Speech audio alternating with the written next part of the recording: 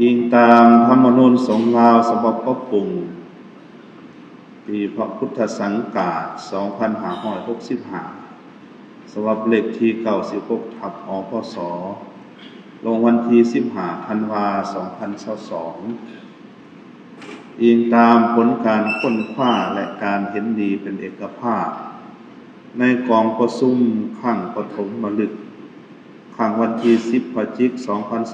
2025ข้าน้อยอาตมาภาพได้รับการมอบหมายจากคณะประธานกองประชุมใหญ่ผู้แทนพระสงฆ์ทั่วแขวงสะหวรรณเขตขอเสนอผลการพิจารณารับรองบุคลากร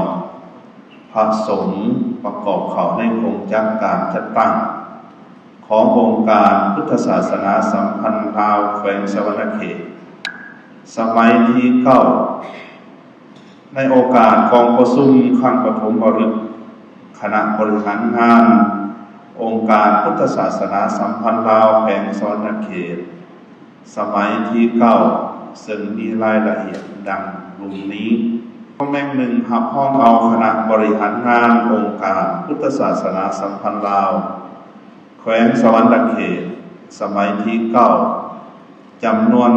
30องค์ซึ่งประกอบมีรายชื่อดังนี้ 1. พระอาจารย์ใหญ่ปานสุพันโธ 2. พระอาจารย์แก้วอุดรโสติธรรมโม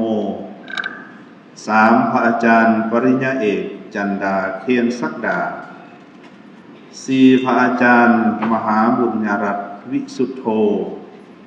5. พระอาจารย์ปริญญาเอกมาลีกรอุไร 6. พระอาจารย์ปริญญาโทพรสุขพิมพ์จักร 7. พระอาจารย์สมจันทร์ธรรมวโร